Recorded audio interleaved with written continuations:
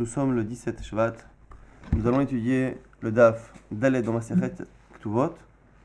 Et nous reprenons 4 lignes à la fin du Daf Gimel Amud Bet. Avant de commencer, je précise que si tu veux le shiur de Shabbat, le Daf E sera en ligne si tu veux à la sortie Shabbat, une heure et demie après la sortie de Shabbat.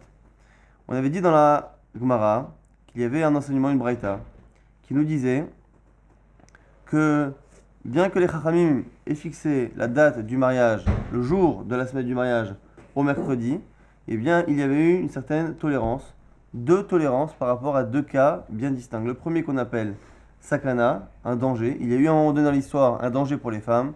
Et après, onès, un cas de force majeure. On avait dit que le cas de sakana, le danger, par élimination, la Gemara avait dit que finalement cette sakana, c'était pas un danger automatique. C'était un cas où en fait on exerçait un droit de cuissage sur les jeunes filles, les goïms exerçaient un droit de cuissage, et certaines filles, pensant qu'elles ne pouvaient plus après rester mariées avec leur mari, préféraient refuser et se mettre en danger. Et c'était ce danger-là qui n'était pas fréquent tout le temps, mais qui était possible. C'est ce danger-là qui faisait en sorte que Chachamim ait toléré que le mariage soit avancé d'un jour et non pas de deux, puisque finalement en l'avançant d'un jour, eh bien, on a enlevé le fait qu'il y a un jour officiel connu, et du coup, le Egmon, le seigneur qui exerçait ce droit de cuissage, ne venait pas dans le doute. On avait dit qu'il y avait une autre halakha qui permettait, enfin un autre cas qui permettait d'avancer même de 2 jours, c'était le onès. Alors onès, c'est quoi? Onès, c'est une force majeure. Le cas classique de force majeure, c'est le cas d'une relation qui est forcée, mais ça c'était le cas déjà précédent, donc la Gemara envisage autre chose, et elle envisage 2 choses. Hier on avait dit, premier cas, c'est le fait qu'une armée ou un général d'armée passe dans la région et s'installe pour une longue durée. Ils avaient l'habitude, lorsqu'ils venaient, ils avaient besoin de nourriture. Donc qu'est-ce qu'ils faisaient? Ils envoyaient des soldats chez les Juifs la veille d'un mariage. Ils savaient qu'il y avait de la nourriture et ils raflaient toute la nourriture. Du coup, il fallait se débarrasser de la nourriture et la consommer, sinon c'est haram, avant la veille du mariage. Donc c'est pour ça qu'on tolérait que le mariage soit avancé non pas de 1 jour, mais de 2 jours. Ça, c'était la première explication. Et on reprend maintenant 4 lignes avant la fin du Dav Gimel. À la fin du Dav Gimel, Ve'i ba'it ema, ma'i mechamat ha'ones. Et si tu veux, tu peux dire autre chose. C'est quoi l'onès? Kedetania, comme on enseigne dans une braïta. Ce sera encore un problème de baltashrit. Encore un problème d'une seouda qu'on ne veut pas jeter. C'est un cas où si on n'avance pas le mariage ne pourra pas avoir lieu à cause d'un problème de deuil. Et puisqu'il y aura un deuil qui va durer 1 an, puisque c'est un des 2 khatanim qui est en deuil d'un parent, eh bien, à ce moment-là, eh bien, on ne veut pas jeter la seouda et donc on avance de 2 jours. Kedetania qu'on a dit dans une braïta. Are shaya pito afouy ou dvachot avouach veyino mazoug. Un khatan qui a préparé la seouda. C'est-à-dire que le pain il est cuit, la viande, les animaux sont déjà tués, donc la viande elle est déjà fraîche. Veyino mazoug et son vin, je veux dire, est dilué. À l'époque, le vin était conservé sous forme concentrée et c'est comme ça qu'il se conservait bien. Et avant de le servir, il était très très fort, on le diluait dans de l'eau et c'est là qu'il devenait consommable, mais il devenait aussi périssable. À partir du moment où on l'avait coupé avec de l'eau, eh bien il ne tenait que quelques jours. Pareil pour la viande, une viande fraîche normalement, l'animal est tué, la viande n'a pas non plus une longue, c'est périssable assez rapidement. Et pareil pour le pain évidemment qui est cuit. Ou met aviv shel khatan, ou ima shel kala. Et ici, le père du khatan décède, ou la mère de la kala décède. Et on précise ici que c'est le père du garçon ou la mère de la fille, parce que l'inverse ne nous autorise pas à avancer le mariage. Si c'est le mari qui perd sa mère en croisée, ou la femme qui perd son père, ça ne marche pas. La Gemara expliquera plus tard pourquoi c'est d'après ces cas-là. En tout cas, le mari ou la femme s'apprête à être en deuil, marnissi et tamet les cheder. On fait rentrer le défunt dans une pièce, on ne l'enterre pas, de peur que la avelout, le deuil, prenne effet. Et on fait rentrer le khatan et la kala dans la choupa, ou boel beilat mitzvah, et il accomplit la mitzvah du mariage, donc il consomme le mariage, ou poresh venoheg shiva yemea mishte, et après, ils se séparent d'elle, et ils font 7 jours de fête, 7 jours de shiva brachot. Pourquoi? Parce qu'en fait, on a fait exprès justement de faire commencer le mariage avant que le deuil commence. Le deuil ne commençant qu'à l'enterrement, plus ou moins, eh bien, on fait prendre effet au mariage avant, de telle sorte à ce qu'il soit dans une période de Yom Tov. Pendant les 7 jours, il est en fête. Et le fait que le Yom Tov ait commencé avant le deuil ne peut pas venir et le déraciner. Et donc le deuil est suspendu pendant 7 jours et ne prendra effet qu'à la fin des 7 jours de fête du mariage. Et donc au bout de 7 jours, pendant les 7 premiers jours, il fait la fête. Vous allez voir que ce n'est qu'en public qu'il fait la fête, pas en privé. Donc en public, il n'a pas le droit de se comporter comme un endeuillé, mais en privé, il le fera, exactement comme Shabbat pour un endeuillé. Pendant les 7 jours, il fait les Shiva Brachot, et après, il fait 7 jours de deuil total.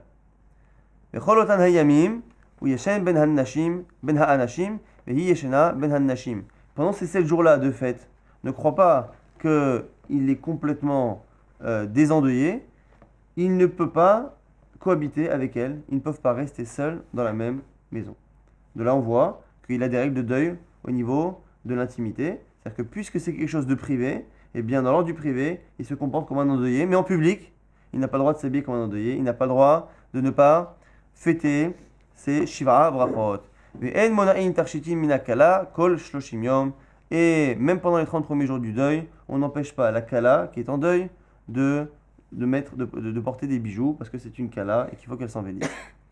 Et la Gemara précise, Vedavka aviv shel hatan o imma shel Kala, delika inish detarach lehu. Et c'est seulement le père du Khatan ou la mère de la Kala qui nous permet d'avancer le mariage. Aval ifralo, mais l'inverse, non. Et pourquoi? Parce qu'en fait, c'est le père qui, au niveau financier, assure le mariage pour son fils, et c'est la femme, la mère de la Kala, qui a l'habitude de préparer sa fille au mariage. Et du coup, on a peur que cette fameuse Séouda, cette préparation du mariage-là, si on la perd maintenant, il n'y aura personne après pour le faire à la place. Il n'y aura pas un autre père du Khatan l'année prochaine pour payer encore, et il n'y aura pas de fille, de femme pour préparer la fille au mariage. Donc une fois que ça a été fait, que ça a été préparé, on veut en profiter, puisqu'on sait justement qu'il n'y aura plus ce père du Khatan ou cette mère de la Kala pour repréparer une nouvelle Séouda. On en profite pour ne pas la jeter et faire en sorte que le mariage soit bien fait une bonne fois pour toutes. Intéressant qu'on voit finalement que les deux pshatim que l'on a sur le Honnes, c'est finalement un cas d'argent. C'est-à-dire que la Séouda, elle est payée. On a peur que les armées viennent tout rafler, ou on a peur finalement de jeter. Or, hier, quand on a lu le pshat de l'Agmara, le pshat, selon le sens premier, littéral, on avait l'impression qu'on était plus mekil, c'est-à-dire qu'on avait tendance à plus autoriser dans ce cas-là que dans le cas de Sakana, des filles qui subissaient un droit de cuissage et qui se mettaient en danger. On a dit que là, à cause du droit de cuissage qui pouvait créer un danger, on avait dit on n'autorise que de 1 jour. Et là-bas, il y a marqué Nahagu. Nahagu, ça se entend que les gens ont pris l'habitude. Velo michoubi adam, les Chachamim n'ont pas empêché. Comme s'ils n'avaient pas dit clairement de le faire. Or, ici, on nous dit moutar. C'est moutar. Mais c'est un peu bizarre d'imaginer que Chachamim ne font que fermer les yeux sur un problème de droit de cuissage qui en plus est un danger. Et sur un problème de Séouda qu'on ne veut pas jeter, ils vont en arriver à être plus mekil. Du coup, Rashi, un autre pshat, il dit la différence qu'il y a entre Nahagu et moutar, c'est l'inverse. Moutar, lorsqu'on dit que c'est moutar, ça veut dire que si le type vient nous demander et qu'il est seul et qu'il n'y a personne autour pour écouter, on dit écoute, c'est autorisé. Donc dans le cas de la Séouda, c'est là où c'est moins, c'est moins officiel comme autorisation. C'est une autorisation qu'on dit en privé. S'il me demande, eh bien, le Rav il peut répondre comme ça, oui, écoute, c'est moutar. Quand on dit à marquer Nahagu au pluriel, ça veut dire que c'était une autorisation qui était même publique. Donc Rashi a préféré inverser le rapport de force entre les deux halakhot. En tout cas, on a vu quoi? On a vu que lorsque le père du Khatan ou la mère de la Kala, qui sont les seuls qui sont aptes à préparer réellement la Séouda, et bien lorsque c'est un des deux qui décède et qu'on a peur de jeter cette Séouda-là et que l'année prochaine il n'y ait plus, donc justement un des deux pour préparer, et bien qu'est-ce qu'on fait? On fait en sorte que le mariage soit consommé et donc que les 7 jours de Yom Tov commencent avant le deuil, donc on repousse l'enterrement de quelques temps dans la journée, on fait tout de suite le mariage, on consomme le mariage et après on fait l'enterrement. 7 jours dans lesquels, en privé, il continue à ne pas avoir de vie commune, puisqu'en privé, il se comporte comme un endeuillé, et donc en privé, il se sépare et il ne peut pas habiter sous le même toit que sa femme. Il faut qu'il y ait une tierce personne pour les surveiller. Et après les 7 jours, il refait 7 jours de deuil en totalité. Ça, c'était la Braïta qui va nous servir de base pour l'étude de ce DAF. Mais un mariage, c'est pour être joyeux, donc si endeuillé, Oui. bah, il n'y aura pas il sera pas joyeux. Oui, mais ici on a peur que l'année prochaine, Bichlal, la question qui est posée, je répète pour ceux qui n'entendent pas sur internet, c'est que au final, puisque le mariage est une joie, comment peut-on faire un mariage alors que le type, effectivement, il est entre le décès de son père et l'enterrement de son père. Mais on a peur, Bichlal, que s'il n'y a plus de père pour préparer un mariage l'année prochaine, aujourd'hui un mariage, c'est juste une question peut-être d'argent, mais même à l'époque avec l'argent, c'est le père qui en général mariait les enfants jeunes, et s'il n'y avait plus de père avec une parnassa pour repayer un mariage, on aurait peur, Bichlal, que l'année prochaine, il n'y ait pas de mariage. Et ça aurait pu être pire. Donc mieux vaut un mariage pas très joyeux que pas de mariage, effectivement. Mais à ce propos, justement, la Gemara fait une petite aparté. Par rapport, on a dit, au cas à la Séouda, on a dit quand est-ce que ça pose problème? C'est à partir du moment où la Séouda, elle est périssable. Elle est prête. Pourquoi? Parce que si tout est encore en longue conservation et on peut le garder, à ce moment-là, on peut le vendre. Et si on le vend, et cet argent, on le garde. Et l'année prochaine, même s'il n'y a plus le père, l'argent que le père a mis dans cette séoda que l'on a vendue, eh bien, on pourra l'utiliser pour la soda. Effectivement, on aura un mariage qui sera à la fois joyeux et à la fois qui sera large. Là-dessus, nous dit Rafram bar papa, Amar Rafriza non Rafriza, Loshanu et Lashinatan Maim al Gabe Basa, Lonatan Maim al Gabe Basa, Misdevan. Petite précision, c'est lorsque la viande a été déjà mouillée, que la viande, elle est très périssable. Si la viande n'a pas été mouillée, elle n'est pas si périssable que ça, et donc elle est vendable. C'est un détail, vous allez me dire, assez technique, que la viande, quand est-ce que, c'est quoi le degré de péremption qui fait en sorte que cette viande-là est assez problématique pour que l'on avance le mariage, c'est lorsque la viande, elle est humide, humidifiée. Et là-dessus, vous allez voir qu'il y a deux halakhot, une au nom de Rava, une au nom de Rav Papa. Et de ces deux halakhot-là, il va nous poser un petit problème. Pourquoi? Parce qu'a priori, nous, on connaît deux types de villes. On connaît Krachim, les grandes villes, et on connaît les Kfar, les petites villes.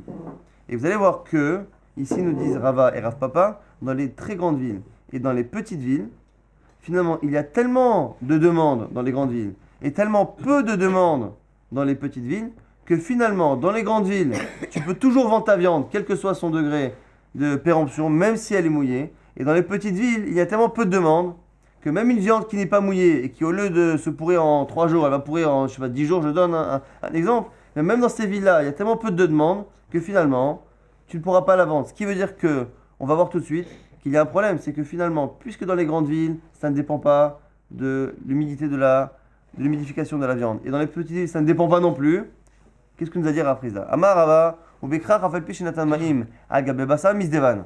Dans les grandes villes, même si tu as mis de l'eau sur la viande et qu'il faut que tu vendes en très peu de jours ta viande, malgré tout, il y a tellement de demandes que finalement, ça peut se vendre. Marav Papa, et Rav Papa nous dit, ou Bikfa dans une petite ville, Afal Pishinatan Mahim, Agabebasa, l'eau Misdevan. Même si tu n'as pas mis de l'eau sur la viande et que finalement, elle a finalement une date de péremption qui est relativement éloignée, même ça, c'est pas suffisant parce qu'on a peur que tu ne la vendes pas du tout et que par contre, elle ne tiendra pas un an pour la fin du deuil, évidemment.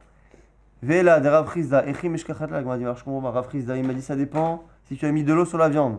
Or, au final, la taille de la ville et donc la demande existante dans la ville fait en sorte finalement que ça dépend jamais de ce détail. Amaravashi, Kegon, Mata Marcia, des Mifka Mikrach ou Mifka Mikfar. La Gemara dit, écoute, il y a certaines villes comme Mata Marcia, la Gemara n'a pas le choix de dire ça. On a une ville qui s'appelle Mata Marcia. Cette ville-là, elle est ni aussi grande qu'un Krach, ni aussi petite qu'un Kfar. Alors, donc c'est quelque chose d'assez rare, on va dire, hein, a priori. Et donc, du coup, la Gemara n'a pas voulu rentrer dans ce chilouk-là à la base. À la base, puisqu'on a deux types de villes, on imagine que c'est ça la halakha, qu'on parle de ce cas-là. Puisqu'à la fin, on voit que c'est pas possible, on préfère dire que cette braïta-là a parlé d'un cas relativement rare.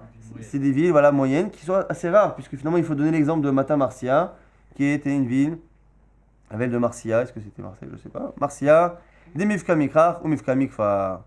Au passage, Rafriza, qui est un Amora de l'Agmara, a lui-même dit que le cas de la viande, ça dépendait justement de sa date de péremption, et que c'était lié justement à l'eau, donc ça c'est un pirouche qu'il a donné. Les braïtot sont des enseignements qui datent de la Mishnah, qui datent donc bien avant de Rafrizda. Simplement, il y a des braïtot qu'on a perdus entre-temps. Et lorsque un Amora a donné une explication et que l'on retrouve après qu'en fait il y avait une braïta qu'on avait perdue entre temps qui dit la même chose, c'est un appui de choix. Et c'est ce qui se passe ici. Tania Kebate de Rav Chizda. On a retrouvé une braïta qui dit comme Rav Chizda. Alors ici encore une fois dans ce daf là, en général dans les dapim, il y a beaucoup d'enseignements qui sont riches de halachot. Et ce qu'il faut, c'est se concentrer que sur la partie qui nous importe. Ici, on va répéter encore les mêmes halachot qu'on a entendu depuis le début. La halachot de deuil, ainsi de suite. Mais ce qui est intéressant ici, c'est de retenir que Rav Chizda nous a donné une indication pour connaître le degré de péremption de la viande qui fait qu'on a le droit d'avancer le mariage lorsqu'il y a un deuil. Eh bien, dans cette braïta-là, on verra que c'est le même degré qui est donné. Le reste, c'est pas la peine de se concentrer là-dessus, puisque c'est pas important. Et il faut rester concentré sur la question de la Gemara. La Gemara veut prouver que le degré de péremption est lié à l'humidification de la viande. Oui. Non, c'est-à-dire si elle n'est pas mouillée, ben, on ne repousse pas le mariage. Si elle n'est pas mouillée et qu'on est dans une ville moyenne, effectivement, puisque l'on peut vendre cette viande-là, on la vend, on garde l'argent, et à ce moment-là, on utilisera l'argent l'année prochaine, après le deuil, pour faire un mariage fastueux et joyeux. Tanya Kevate de Rav Chizda. La Braïta dit comme Rav Chizda. Are Shaya Pito Afuya, Utvachot Avoach, Veyeno Mazog, Menatan Ma'im Agabe Basa. Voilà, tout de suite.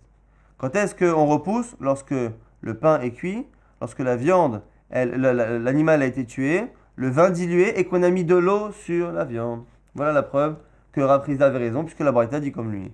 Et au passage, on termine cet enseignement-là. On met à vivre chez le Khatan, Oima Shalkala, et le père du Khatan, ou la mère la Kala, est décédé. Marchnisin et Tamed, la Cheder, Vete Khatan, Vete Kala, la Choupa, ou Boel, Belat Miza, ou Poresh, Venoek, Shvadime, Mishte. C'est ce qu'on a dit tout à l'heure, qu'on fait rentrer, on laisse le défunt de côté, on les fait rentrer dans la Choupa, il fait la mitzvah, le mariage et le Yom Tov prennent effet, il fait 7 jours de fête en public, même si en privé ils sont séparés, et après il fait 7 jours de deuil, pour le Chakar, Noek, Shivat, Imavelut. Et pendant les 7 premiers jours de fête, attention, où Yashen ben ha'anashim, ve'ishto yeshena ben ha'anashim, lui dort avec les hommes, elle dort avec les femmes, pour dire qu'on n'a pas le droit de le laisser s'isoler. Vechen, et de même, et là c'est un chidouche, là on peut se concentrer là-dessus. Vechen, mi shepirsa ishto nida, et pareil pour un homme dont la femme est devenue nida.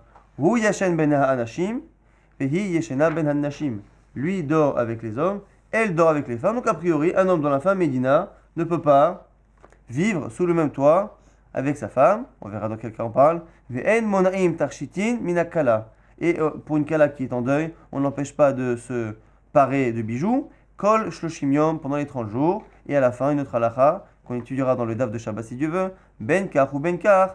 Lo iv'ol, lo berev Shabbat, lo bemotzei Shabbat. Et quoi qu'il arrive, la première relation conjugale ne peut pas avoir lieu vendredi soir ni samedi soir.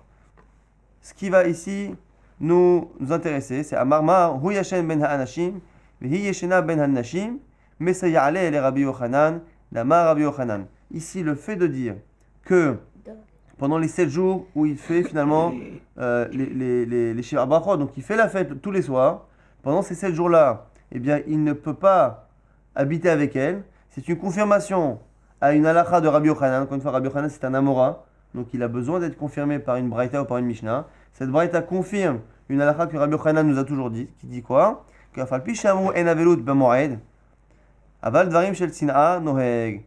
Yochanan pense que même si on a dit que les jours de fête et les jours de Shabbat, et dans les jours de fête et de Shabbat, il y a les 7 jours d'un Khatan qui est en Yom Tov, les jours de fête, les jours de Shabbat, et inclus dedans les 7 jours d'un Khatan, bien qu'on a toujours entendu qu'il n'y a pas de deuil pendant cette période-là, il n'y a pas de deuil. Eh bien, nous précise Rabbi Yochanan depuis des années que quand on dit qu'il n'y a pas de deuil, c'est en public, mais en privé, il se comporte comme un endeuillé, ce qui est un chidouche. Tout le monde n'est pas d'accord. Rabbi Yochanan, c'est ce qu'il pense. Et ici, il a un appui de choix, qui est cette braïta, qui nous dit que pendant 7 jours, il fait la fête, mais que pendant 7 jours, il ne peut pas habiter avec elle. S'il n'habite pas avec elle, ça veut dire qu'en privé, il se comporte comme un endeuillé. Et s'il fait la fête, ça veut dire qu'en public, il se comporte comme un non-endeuillé, justement. Darash Rabbi Yosef, Bere de Rava, Mishme de Rava. Maintenant, nouvelle halakha au nom de Rava. Sur cet enseignement, on a dit un enseignement qui nous parle de 2 cas. Un cas où le père du Khatan est décédé, où la mère de la Kala est décédée. Donc, un des deux est en deuil. On a avancé le mariage. Pendant les 7 premiers jours, ils sont officiellement en mariage, mais en privé, ils sont en deuil. Et là-dessus, on a dit ils ne peuvent pas habiter ensemble. Et après, même le cas d'un homme dont la femme est Nida, il ne peut pas habiter avec elle. Donc on a deux cas où on a dit qu'ils ne peuvent pas habiter ensemble. A priori, sur ces deux cas, nous dit Rava, sur cette braïta. Donc la braïta, comme elle parle de deux cas, Pashtout, Rava parle des deux cas. Il nous dit quoi? Lo shanu ela shelo baal, aval baal ishto yeshena imo.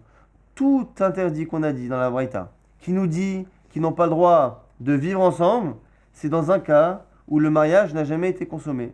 Le Yetzer Hara est trop fort dans le cas où on a un homme et une femme sous le même toit, qui sont interdits et qui ne se sont jamais connus. Dans le cas où ils se sont connus une fois, on part du principe que le Yetzer Hara, la tentation, est moins forte et que donc on peut faire confiance à l'homme et la femme pour ne pas fauter. Donc Rava aurait dit que dans la Braïta, on parle que de cas où il n'y a pas eu de relation. Or, si on réfléchit bien, il y a un des deux cas où bien sûr qu'il y a une relation. C'est le cas du deuil. On a dit, qu'est-ce qui se passe lorsqu'il y a un deuil? Le lundi, 2 jours avant le mariage officiel qui était le mercredi, il y a un deuil. Justement, pour faire en sorte que le mariage prenne effet avant le deuil, on repousse l'enterrement de quelques heures, on fait le mariage, on consomme le mariage, donc la relation première a bien eu lieu. Après, on fait l'enterrement, et après l'enterrement, on fait 7 jours de mi-fête, mi-deuil, et après, on passe à 7 jours de Avelout total. Et donc, comment Rava peut nous dire sur cette braïta qu'on parle de cas où ils ne se sont jamais connus, puisqu'on voit que finalement, ils se sont connus. La Gemara nous dit quoi? On parle d'un cas où forcément il y a une relation. On a vu qu'ils se séparaient. La Gemara dit non, Rava, lorsqu'il a dit sur la Braïta qu'on n'interdit que dans les cas où ils n'ont jamais eu de relation auparavant, c'est sur Nida. C'est-à-dire, dans l'interdit de Nida, l'interdit pour un homme de cohabiter avec sa femme Nida, sous le même toit, n'existe que s'il n'y a pas eu de relation. Et c'est ce qu'on voit tous les jours. Mais par contre, si ils ont déjà consommé une fois le mariage, eh bien tout homme marié a le droit d'habiter sous le même toit avec sa femme sans qu'il y ait quelqu'un pour les surveiller. Mais par contre, ça voudrait dire que dans le cas de Avelout, dans le cas du deuil, on serait plus strict que même si le mariage a été consommé une première fois, on a vu juste avant l'enterrement, on faisait en sorte que le mariage soit consommé, eh bien même si le mariage a été consommé une fois, eh bien le fait qu'ils soient interdits mutuellement l'un à l'autre à cause du deuil du mari ou du deuil de la femme, eh bien ils n'ont pas le droit d'habiter ensemble. La Gemara dit, mais comment tu peux faire une différence entre les deux? Comment tu peux dire que dans un cas il y a une relation, dans un cas il n'y a pas eu, alors que lorsque la Braïta passe d'un cas à l'autre, elle utilise la conjonction de coordination vechen. Vechen, c'est pas dans Mewedon Kornika, parce que c'est en hébreu. Vechen, c'est et de même. Et le et de même en général, ça veut dire que les deux enseignements sont dans des cas, dans des situations qui sont similaires, semblables. Si dans le deuxième cas, il n'y a jamais eu de relation, c'est dans le premier, il y a eu. Si dans le premier, il y a eu, dans le deuxième, il y a eu. La Gemara dit non, des fois, cet enseignement-là et de même peut être une comparaison partielle et non pas totale. Achikamar, vechen mishe pirsa ishtonida. La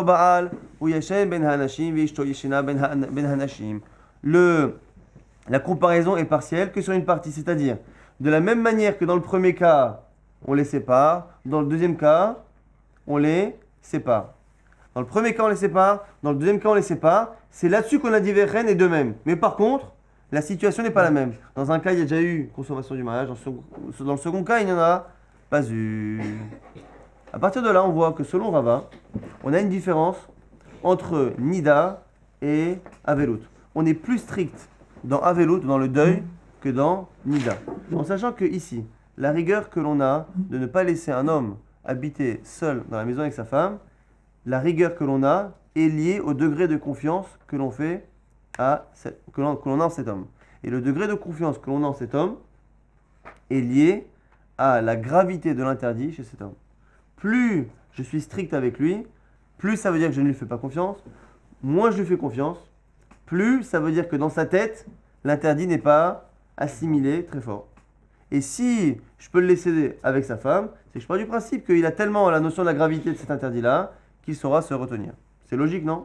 Donc dans le cas, on a dit Nida, dans le cas de Nida, ils ont eu une relation une première fois ensemble.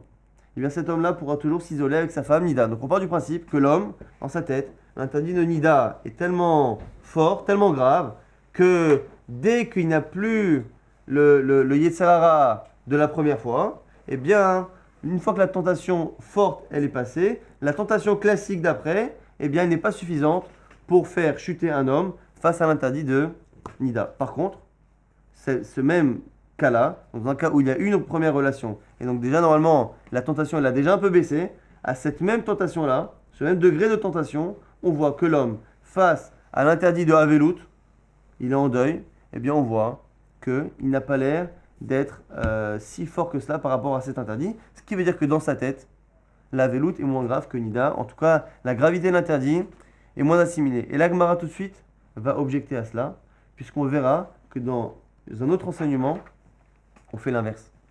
C'est-à-dire qu'on lui fait plus confiance dans le deuil que dans Nida. Donc comment un jour tu lui fais plus confiance dans Nida que dans Avelut, et une fois tu fais l'inverse. Ça c'est ça, la suite de la Gemara. Attendez, les Mimra, troisième ligne. Les Mimra des Avelut qu'il a les Nida. De là tu déduis que selon toi, l'Avelut, le Issour, l'interdit du deuil, est moins grave à ses yeux que l'interdit de Nida, puisque tu ne lui fais moins confiance dans Avelut que dans Nida. La Gemara dit Ve'Avelut, ve'Amar Afrizda Bachanina, Amar Ravuna. J'ai dit quoi? Bon, Amar Rabbi Yitzhak, Bachanina, Amar Ravuna. On a dit au nom de Ravuna, Kol melachot sheisha osa le ba'ala, Nida osa le ba'ala. Toutes les actions qui peuvent être des actions qui peuvent être comprises par l'homme comme affectueuses, eh bien, que la femme fait, eh bien, elle, la Nida peut le faire à son mari. On a peur que certaines actions trop affectueuses puissent entraîner l'homme et la femme à se rapprocher et à fauter. En tout cas, toutes les choses que les femmes faisaient à l'époque au mari, eh bien, elle peut le faire. Chutz memizigatakos ve'atzaatamita ve'hatzat panav yadav ve'raglav. Sauf trois choses qui sont trop des actions qui sont trop affectueuses et qu'on veut éviter lorsque la femme elle est nida, qui sont quoi? Qui sont le fait qu'elle lui verse un verre de vin. Miziga, c'est le fait de couper le vin. Donc c'est un alcool qui peut entraîner à fauter.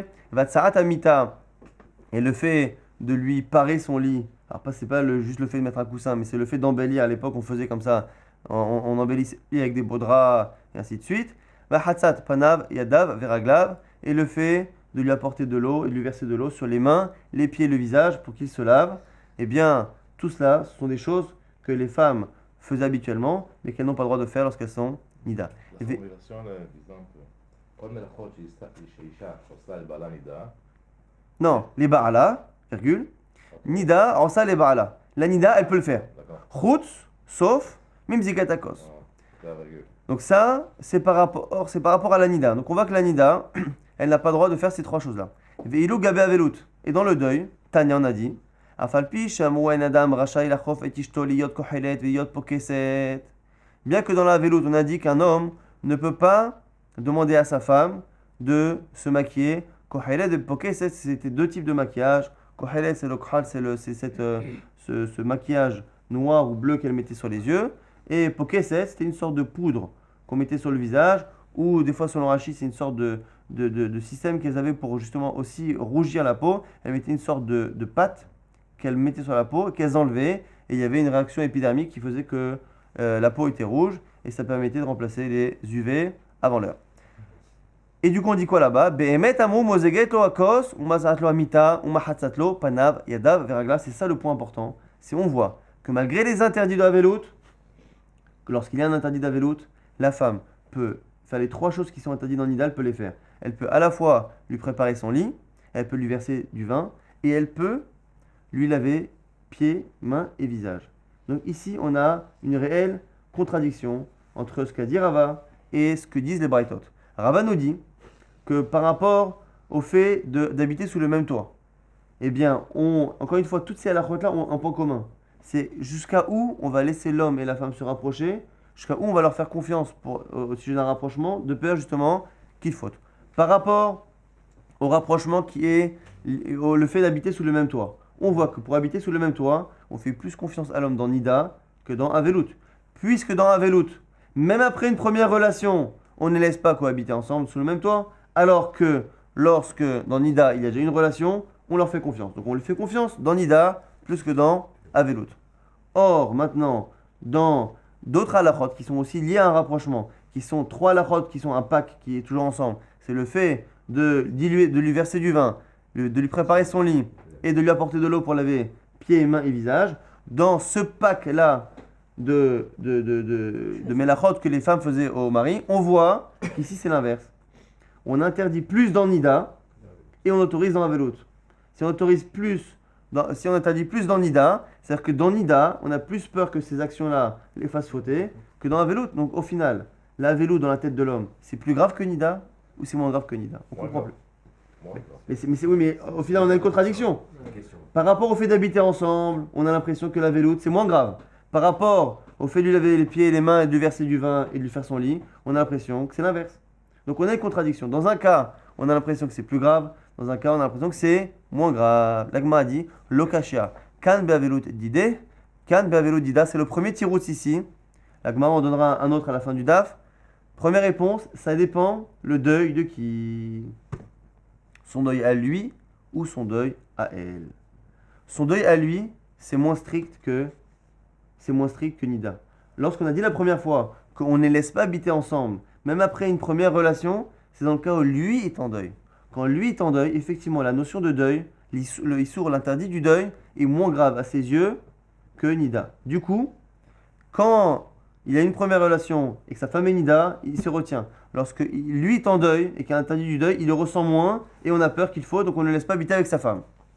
Dans quel cas on va plus lui faire confiance dans Avelout que dans Nida, par rapport, on a dit, à tout ce qui est vin, faire le lit et verser de l'eau? Pourquoi là-bas on lui fait plus confiance? La Gemara dit, c'est pas qu'on lui fait confiance à lui, c'est qu'on fait confiance à elle. Dans ce cas-là, c'est elle qui est en deuil. Donc comme elle est en deuil, elle refuse de céder aux avances de son mari.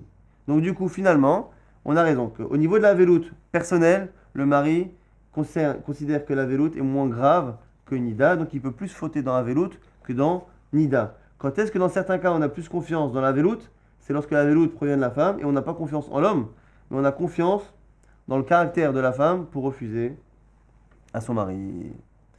Agma a dit, mais attends, comment peux-tu me dire que finalement dans le cas qu'on étudie depuis le début, donc c'était quoi? C'était un fameux cas où un type, il veut se marier mercredi, que lui perd son père, ou elle perd sa mère. On avance, on a dit tout de suite la choupa, et après la choupa, on procède à l'enterrement, et il y a 7 jours pendant lesquels on fait la fête en public, et en privé, ils sont séparés.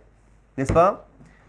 Comment peut-on dire ici que ce cas-là ne concerne qu'un cas où le père est en deuil, alors que c'est marqué clairement là-bas, quand le khatan perd son papa, ou la kala perd sa maman? Donc on voit bien là-bas que dans la Braïta, qui depuis le départ nous dit qu'on ne les laisse pas dormir ensemble, tu ne peux pas dire que ça ne parle que d'un cas où le mari est en deuil, puisque là-bas c'est marqué le mari perd son père ou la femme perd sa mère. Donc on voit bien que c'est les deux cas. Là-bas c'est marqué que c'est lui qui perd son père ou elle qui perd sa mère. Et donc du coup là c'est une question qui est assez forte. Obligé de répondre ici. Ki katane ashara. On est obligé de dire finalement, c'est un peu difficile, qu'à un moment donné, même si au départ le cas de la Breita c'est quoi? C'est le mari qui perd son père ou la fille qui perd sa mère. Alors on fait d'abord tout de suite la choupa, on fait l'enterrement. Tout ça c'est commun au deuil de la femme, au deuil de l'homme.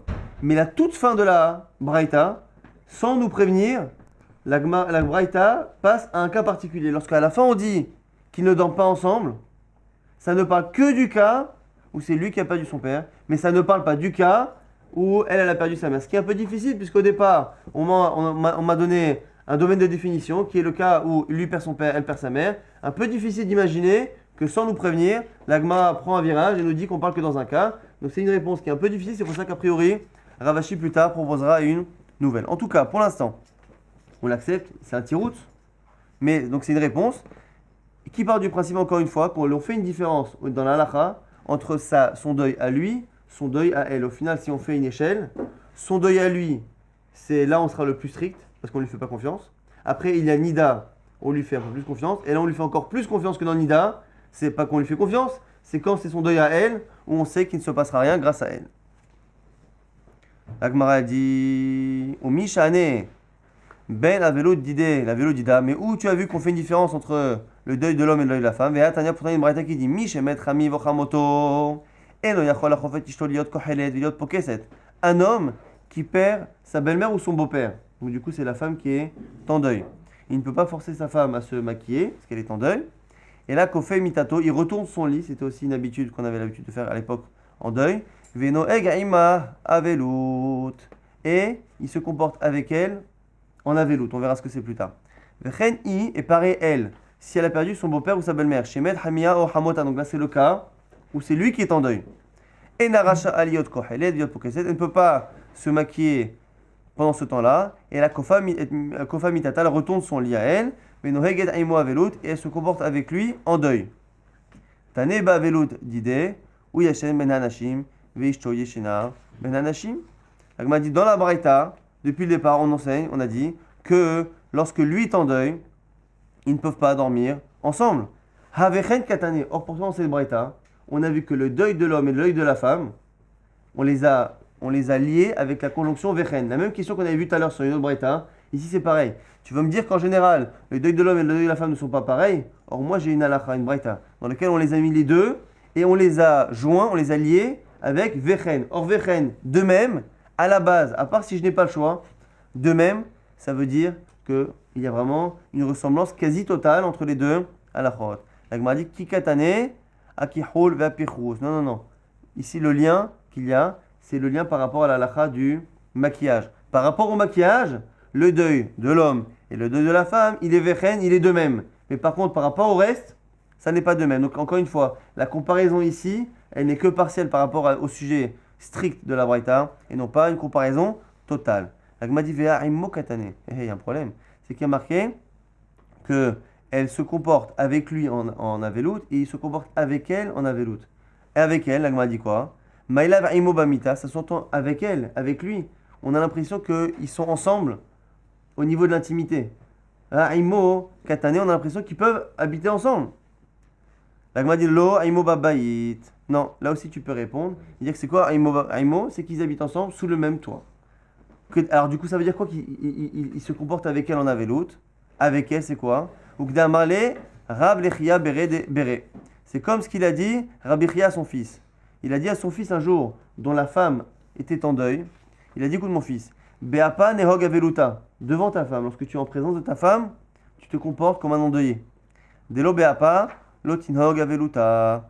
Dès qu'elle part, dès que tu n'es pas avec elle, eh bien, tu te comportes comme quelqu'un qui n'est pas en deuil. À l'époque, depuis cette halakha-là, à l'époque de la Gemara pendant quelques temps, eh bien, lorsque l'on avait un proche pour qui, s'il devait mourir, on devait s'endeuiller, donc père, mère, frère, mari, femme, ainsi de suite, toutes ces personnes-là, pour qui je devrais m'endeuiller s'il décède, eh bien, lorsque cette personne-là, au lieu de mourir, est en deuil, eh bien, en sa présence, moi, je partage le deuil. Et donc, du coup, on se comportait comme un endeuillé lorsque l'on était en présence d'un des proches qui, en général, peuvent nous, justement, rendre endeuillés. On se comporte devant eux comme ça. Et lorsqu'ils partent, non, c'était une forme de kavod. Aujourd'hui, on ne le fait plus. Pourquoi? Parce que c'est l'inverse. Aujourd'hui, le fait de faire semblant de s'endeuiller devant la personne, puisque ce ne serait pas sincère, eh bien, on a peur que finalement, ce manque de sincérité-là puisse presque être mal pris, le fait de vouloir en faire trop, alors qu'aujourd'hui, on n'aurait pas spontanément ce ressenti-là, et donc du coup on ne le fait plus, mais en tout cas, c'est ce qui est marqué dans la Braïta, et c'est ce que Rabbi Chia avait dit à son fils, c'est-à-dire que pendant que la femme est en présence de son mari endeuillé, elle se comporte comme une endeuillée, et l'inverse, si c'est elle qui est en deuil, tant que le mari est devant elle, il se comporte comme un endeuillé, dès qu'elle part, il peut faire ce qu'il veut. Ça c'était la première, on a fini la première réponse. Pourquoi? Dans Nida, on a vu que parfois on était moins strict que dans Avelout, on lui fait plus confiance dans Nida que dans Avelout, on a dit. Et parfois c'est l'inverse. On a dit ça dépend de quel deuil on parle. Lorsque c'est son deuil à lui, c'est lui qui est en deuil, eh bien effectivement la halakha du deuil, la rigueur du deuil pour lui est moins forte que Nida. Donc on lui fait moins confiance dans Avelout que dans Nida. Et si il a une première relation, malgré tout, dans Avelout on ne le laisse pas habiter avec sa femme. Dans le cas de Nida, on lui fait plus confiance. Mais par contre, dans quel cas on est moins strict, on a moins peur, même que Nida, c'est le cas où c'est son deuil à elle, où c'est elle qui va refuser la faute à son mari. Ça, c'est la première possibilité qu'on a donnée pour expliquer pourquoi une fois on est plus strict et moins strict. Mais le problème, c'est qu'encore une fois, ça nous obligeait à lire la fin de la Braïta comme étant un virage. Au début, on parlait de la vélo du mari et de la femme. Et à un moment donné, on parlerait sans préciser, on aurait changé et on parlerait que d'un cas sur deux. Et on a aussi le problème de Vechen. Vechen dans une Braïta qui est là à nous dire que les deux, à Velout, les deux deuils sont similaires. Ravashi, du coup, préfère dire autre chose. Ravashi Amar, mi kamedamit aveluta de acha, la veluta de alma. Comment peux-tu comparer le cas du deuil chez nous au cas du deuil en général? Pourquoi? Aveluta de alma hamir, veloti les isolés, b, avelut de acha. La veloute en général, c'est très très strict pour l'homme. L'homme fait très très attention à veloute, plus que nida. Ça, c'est la base. Mais chez nous, ici, c'est spécial. La veloute ici, la veloute d'Acha, Kevan d'Akilu Rabanan, Atilis Zolebe. Ici, la veloute de chez nous, comme Chachamim ont autorisé certaines choses dans cette aveloute, eh bien, c'est l'autorisation des sages qui crée chez l'homme une erreur, qui croit que cette aveloute-là n'est pas grave. Et donc, c'est pour ça que lui-même a fauté. Puisque les rabbins, ils ont déjà autorisé un ou deux trucs, moi aussi, j'ai autorisé. Et du coup, on a peur qu'il faute avec sa femme. Autre réponse de Ravashi pour justifier pourquoi une fois on a été plus strict dans Avelut que dans Nida et pourquoi des fois on est moins strict. Donc pourquoi une fois on lui fait plus confiance et des fois on lui fait moins confiance que dans Nida, ça dépend de quel Avelut. L'Avelut en général, on lui fait plus confiance que dans Nida. Un homme il sait ce que c'est l'Avelut, il sait la gravité de l'Avelut. Dans le cas où chez nous, on a vu qu'on avait déjà levé certains interdits dans Avelut, c'est à cause de ces interdits qui ont été levés que l'homme peut être amené justement à fauter. Donc c'est pour ça qu'ici c'est plus calme à ses yeux, c'est moins important. La Gemara essaie tout de suite de comprendre. Elle dit Maïkoula, quelle est la Kula, quelle est finalement l'autorisation des Chachamim dans notre cas qui peut créer chez l'homme cette erreur et le faire fauter avec sa femme.